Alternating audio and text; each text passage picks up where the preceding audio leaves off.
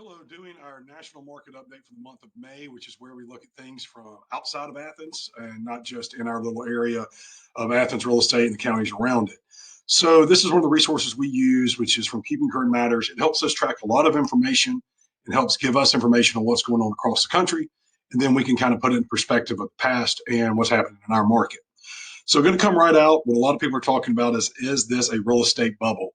And this is the tipping point where now that we've seen the interest rates kick up a lot, people are starting to wonder, is this when it happens? Because so many people think about it happening in the mortgage crisis of 2008.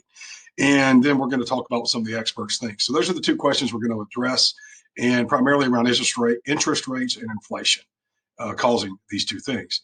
Let's get right to it, right off the bat. We're not heading for a housing bubble.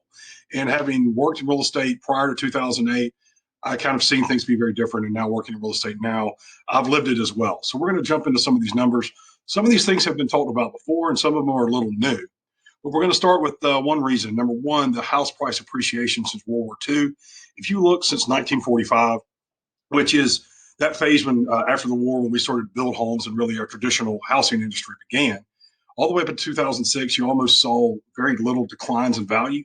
Then, of course, we saw the mortgage crisis, which was the one big time that we saw sharp values. But it doesn't seem that we will see that based on historical trends.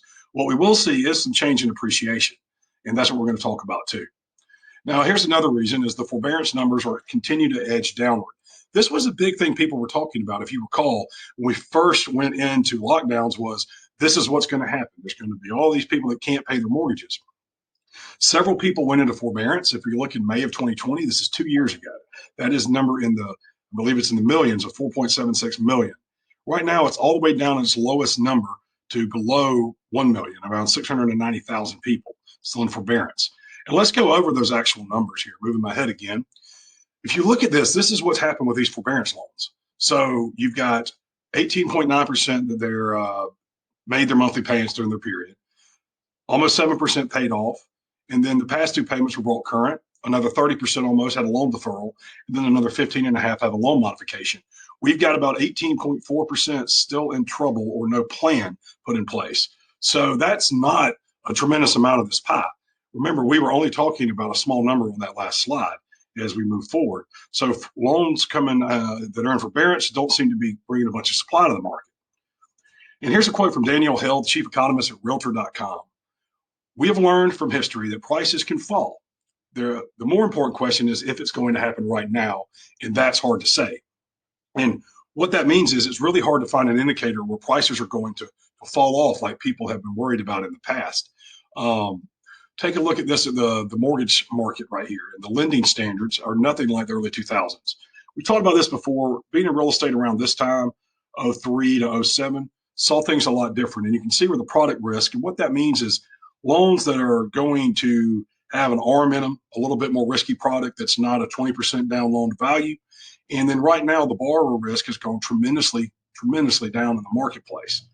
We're just not seeing those same metrics in the mortgage market. This is the foreclosure activity is currently at an all-time low.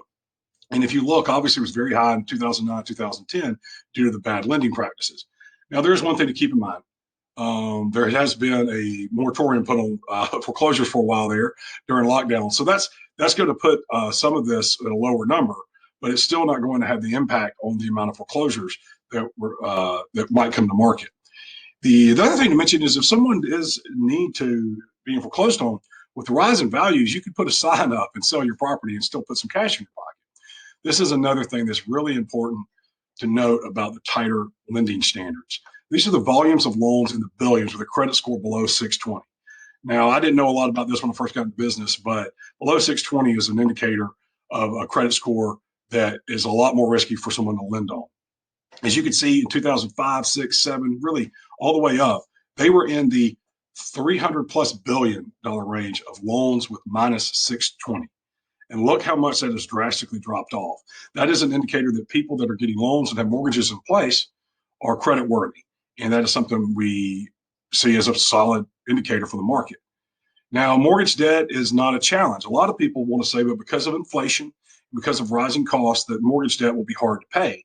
And actually, our mortgage debt as a percentage of total household expenses is at an all-time low, really. If you go back to 1980, it's even lower than that at 3.8%, and almost half as low as it was in October of 2007. Keep in mind that a lot of people with these low interest rates have really affordable mortgages and a lot of equity. And in fact, a lot of people have not sold through this time because they had good interest rates and like where they live. So one of the problems is we have a low supply because people are staying in their home and frankly probably being a little bit more practical than they were in 2007 because of what they've seen. So right now, those are all good signs. Mortgage payments for cash out refis. This is another thing that impacted it a long time before. So just to explain what was going on. I bought my house for $200,000. It's now worth $250,000. So now I'm going to take a new loan and take out some cash from it. That's what a lot of people were doing before and living high on the hog, so to speak. Well, now the people that have done that because of the interest rates, it really did not make much of a difference in their mortgage payment. If you look at $66 difference and a $34 difference in that. The other thing is less people are doing cash out refis because they might refi their mortgage, but just simply lower their payment and keep their equity in their property. There's a lot of practices going on that are just not the same as what we saw before. So now that we've kind of shown all these metrics to tell you this is why it's not going to be a housing bubble, let's talk about what we think actually might happen in our market and, of course, what the experts are predicting across the country. So the estimated home price performance from January to January is forecasted for 2022 in the first quarter is looking like a 9% appreciation, and that's actually holding up because we saw a really sharp gain. And then the first part of the year, we're probably going to see that slow down. But as you look over here at 2023, we're just below 5%, 3.6% in 2024 is an estimation, and hovering around 3.5%, which is very typical. Of course, that's nationwide, not going to be different in each market. But the good news is we might see this very fast appreciation slow down. That would be a good sign for home buyers and really just to calm our market. Home price appreciation by 2026. This is the forecast, breaking it down from and basically from this poll, almost half of the people were optimistic, just like our last slide said. All panelists were kind of there, and only a small amount were actually pessimistic. So most people were, all panelists were sort of in the middle at 26%, but most were optimistic about home price appreciation. And that's the narrative that I think people are expecting there to be some big fall down, and there's just nothing metrically that shows that's going to happen. But the appreciation is going to slow. So here's another forecast by several things, all the way from Fannie Mae to Zelman and NAR, and the average being 9%, which we just talked about, lowest being 6.2% for 2022. Keep in mind, in my opinion, a lot of that appreciation is happening on the front end of this year, and it's going to slow down as we hit the summer. It doesn't mean it's going to fall backwards. It just means it's not going to continue to clip up at 3, 4, 5% every couple of weeks. Here's a quote from Bill McBride at Calculated Risk Log. Based on the current estimate for the peak Fed funds rate, 3.25 to 4%, the 30-year fixed mortgage will likely peak between 5 and 5.7%. There is some variability in the relationship, so we might see rates as high as 6%. So we're including this in here, and this was included from Keeping Current Matters, to give you an idea that we're probably going to be right in this little range for a while. And if that holds true, there's less fear of, is it going to 7? Is it going to 8? So we hope that metric's going to prove out, and Bill is correct on that. Affordability. This is the next thing that I want to talk about. It's a longer video today because there's a lot of information and a lot of fear and worry. We're getting calls from clients with the cost of houses going up. Homes are becoming unaffordable. I have that same worry. New data from the Harris poll shows that 84% of Americans plan to cut back spending as a result of price spikes. More than 70% of respondents said they are feeling the effects of inflation, mostly in gas prices and groceries. I know I am. I'm sure you are.